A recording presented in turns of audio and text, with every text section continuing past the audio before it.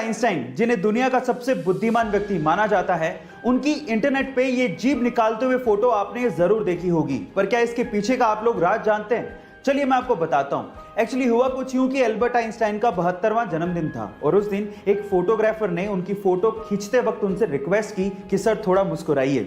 अब उस दिन एल्बर्ट आइंस्टाइन मुस्कुरा कर थक चुके थे और इसी वजह से उन्होंने इस तरह से मुंह खोल के जीभ बाहर निकाल दी।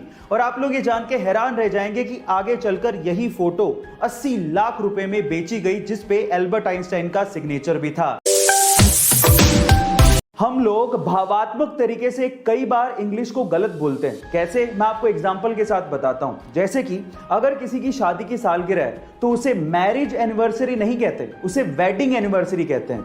इसी तरह से अगर आप किसी चीज को फिर से इस्तेमाल कर रहे हो तो उसे सेकंड हैंड नहीं कहते, उसे यूज्ड कहते हैं। इसी तरह से अगर कोई मर जाता है तो उसे डाइड नहीं कहते, उसे पास्ड अवे कहते हैं। इसी तरह से अगर कोई गरीब है तो उसे पुअर नहीं कहते, उसे अंडर प्रिविलेज्ड कहते हैं। और फाइनली अगर कोई मोटा है तो उसे फैट नहीं कहते, उसे फुल फिगर्ड कहते हैं। गाइस, बुक्स एक इंसान की सबसे अच्छी दोस्त होती हैं, लेकिन अगर मैं आपसे सवाल पूछूं कि पूरी ही दुनिया की सबसे महंगी बुक कौन सी है तो आप लोग क्या कहेंगे? चलिए मैं आपको इसका जवाब देता हूं। उस महंगी बुक का नाम है द कोडेक्स ऑफ लिसेस्टर, जिसे बिल गेट्स ने 1994 में लगभग $30.8 मिलियन से खरीदा था, यानी कि 200 करोड़ रुपए के लगभग इसको खरीदा था। लेकिन आज के टाइम पे अगर इन्फ्लेशन जोड़ दिया जाए तो उसकी कीमत $53 मिलियन के करीब है। इस बुक को लियोनार्डो दा विंसी ने खुद ने लिखा।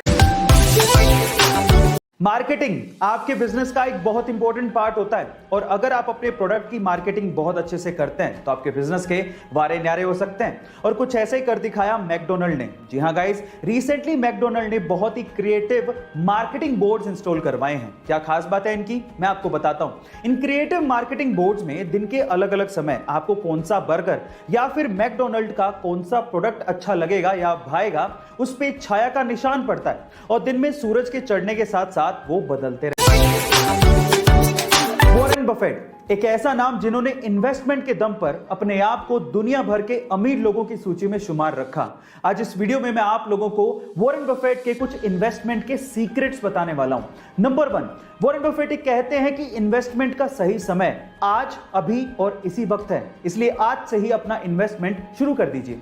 नंबर 2, वॉरेन बफेट कहते हैं कि बेचने का सही समय कभी भी नहीं होता, इसलिए तभी बेचें जब आपको सबसे ज्यादा सख्त पैसों की जरूरत हो। एंड नंबर 3, आप वहीं पे ही इन्वेस्ट करें जहां पर आप लंबे समय तक होल्ड करके रख सकते हो। और अगर आप लंबे समय तक होल्ड करके उस चीज को नहीं रख सकते तो वहां पर अपने पैसों को 10 सेकंड के लिए भी जाया ना करें।